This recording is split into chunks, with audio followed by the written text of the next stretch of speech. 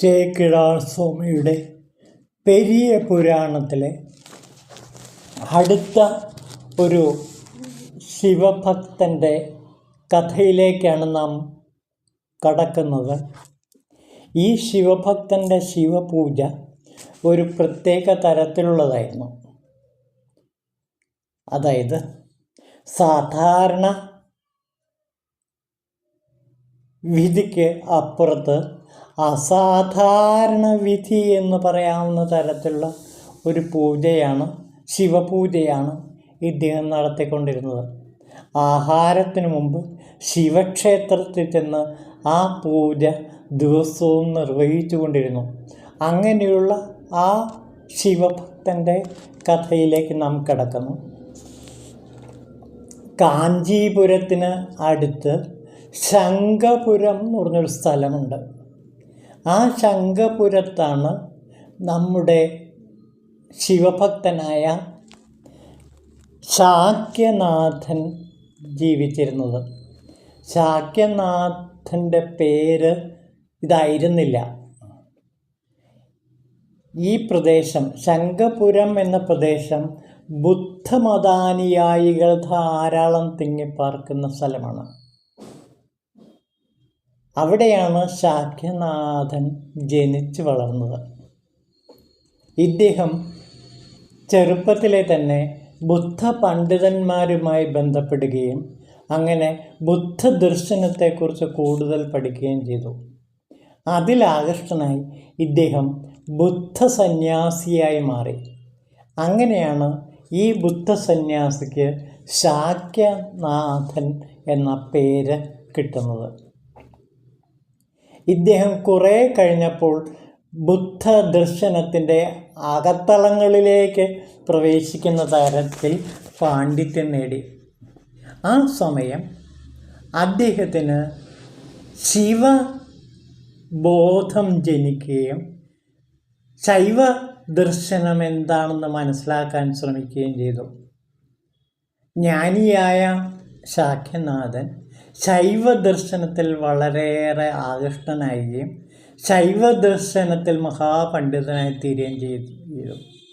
അങ്ങനെ ഇരിക്കുമ്പോൾ ഇദ്ദേഹത്തിൻ്റെ നാട്ടിൽ ഒരു കൊച്ചു ശിവക്ഷേത്രമുണ്ടായിരുന്നു.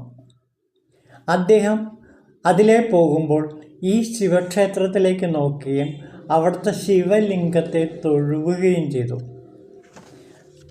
ജ്ഞാനിയായ ശാക്യനാഥൻ ഭക്തി മാർഗത്തിലേക്ക് പയ്യെ തിരിയാൻ തുടങ്ങി.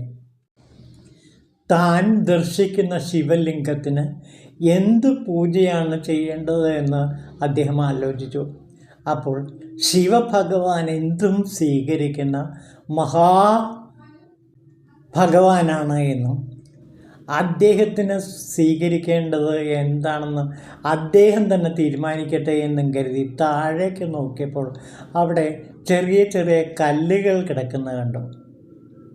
ശാക്യനാഥൻ വർദ്ധിച്ച സ്നേഹത്തോടെ, വർദ്ധിച്ച ഭക്തിയോടുകൂടി ശിവനെ അതിലെ ഒരു ചെറിയ കല്ലെടുത്ത് എറിഞ്ഞു. ആ കല്ല് ശിവലിംഗത്തിൽ ചെന്ന് വീഴുന്നത് പുഷ്പമായിട്ടാണ്, പൂവായിട്ടാണ്. എല്ലാ ദിവസവും ഇതേപോലെ കാലത്തെ എഴുന്നേറ്റ് അരമണിക്കൂർ നടന്ന് ഈ ശിവക്ഷേത്രത്തിൽ വന്ന് ഇതേപോലെ താഴെ കിടക്കുന്ന ഒരു കല്ലെടുത്ത് ഭക്തിയോടുകൂടി വർദ്ധിച്ച സ്നേഹാദരങ്ങളോടെ ശിവലിംഗത്തിലേക്ക് പയ്യെ എറിയും.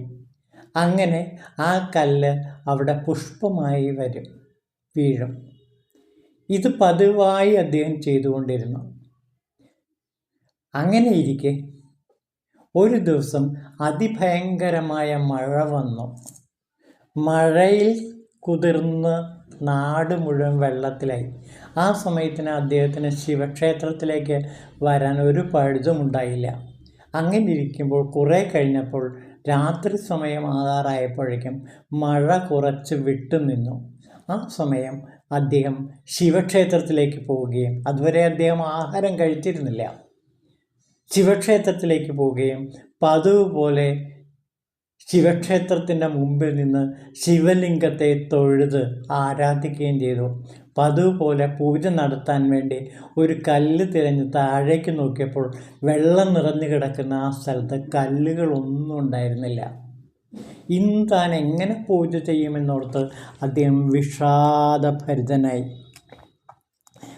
ആ രംഗം ചേക്കിഴാർ സ്വാമികൾ വർണ്ണിക്കുന്ന ഇങ്ങനെയാണ്: ഒരു കൊച്ചു കല്ല് പോലും അദ്ദേഹത്തിന് കിട്ടിയില്ല.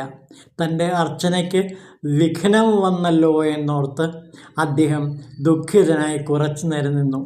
പിന്നീട് തൻ്റെ ശിരസ് തന്നെയാവട്ടെ കല്ലിന് പകരം ഇന്നത്തെ അർച്ചന എന്ന് നിശ്ചയിച്ച് അടുത്തുള്ള കൽത്തൂണിൽ തല കൊണ്ട് ആഞ്ഞടിക്കാൻ തുടങ്ങി.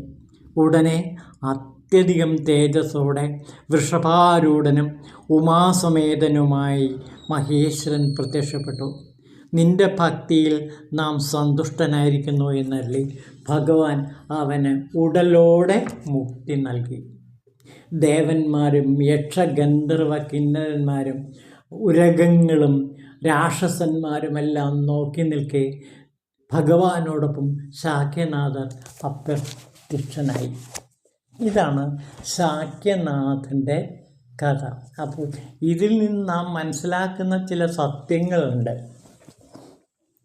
പൂജ ഏത് തരത്തിലുള്ളതാണ് എന്നല്ല, എങ്ങനെയുള്ളതാണ് എന്നല്ല, അതിൻ്റെ പിന്നിലുള്ള മനോഭാവം എങ്ങനെയുള്ളതാണ് എന്നാണ് ഇവിടെ ശിവഭഗവാൻ എപ്പോഴും ചിന്തിക്കുന്നത്. അതായത് നിറഞ്ഞ ഭക്തിയോടെ നിഷ്കാമമായി ഏതൊരു പൂജയും ഭഗവാൻ സ്വീകരിക്കും. അത് കല്ലേറായിക്കൊള്ളട്ടെ, പുഷ്പവൃഷ്ടിയായിക്കൊള്ളട്ടെ, എല്ലാം പുഷ്പവൃഷ്ടി എന്ന നിലയിൽ ഭഗവാൻ സ്വീകരിക്കും. അപ്പോൾ ഒരു കല്ല് എടുത്ത് സ്നേഹത്തോടെ സമർപ്പിച്ചാൽ അതും പൂജയാണ്, അതും ശിവപൂജയാണ്. അപ്പോൾ ശിവപൂജയ്ക്ക് ഇന്ന വസ്തു വേണമെന്നില്ല, ഇന്ന രീതി വിശേഷം വേണമെന്നില്ല, ഇന്ന തരത്തിലായിരിക്കണം ആ പൂജാവിധാനം എന്നുമില്ല. അതിൻ്റെ പിന്നിലുള്ള മനോഭാവം നിഷ്കാമവും നിർമ്മലവുമായ ഭക്തിയായിരിക്കണം.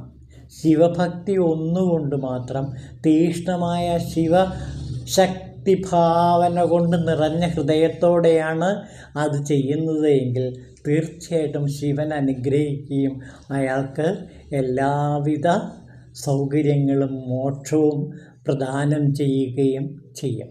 അപ്പോൾ ശിവനെ പ്രീതിപ്പെടുത്താൻ ഏതു രീതിയിലുള്ള പൂജ വേണമെന്നില്ല, പക്ഷേ അതിൻ്റെ പിന്നിലുള്ള മനോഭാവമാണ് വളരെ പ്രധാനപ്പെട്ടത്. അത് എപ്പോഴും നിഷ്കളങ്കമായിരിക്കണം, നിസ്വാർത്ഥമായിരിക്കണം, നിഷ്കാമമായിരിക്കണം.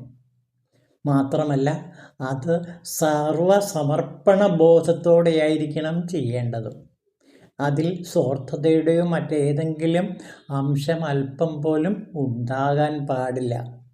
അങ്ങനെ സമർപ്പിക്കുന്ന ഏത് പൂജയും ശിവഭഗവാൻ വർദ്ധിച്ച സ്നേഹത്തോടെ സ്വീകരിക്കുകയും ആ ഭക്തന് എല്ലാവിധ മോചനവും നൽകുകയും ചെയ്യുമെന്നാണ് ഈ കഥ വിവരിക്കുന്നത്. പിന്നീട് മറ്റൊരു കാര്യം കൂടി ഇതിൽ പറയാനുണ്ട്. അതായത് ഭക്ഷണത്തിന് മുമ്പ് ഇദ്ദേഹം എല്ലാ ദിവസവും ശിവപൂജ ചെയ്തിരുന്നു എന്നാണ് പറയുന്നത്.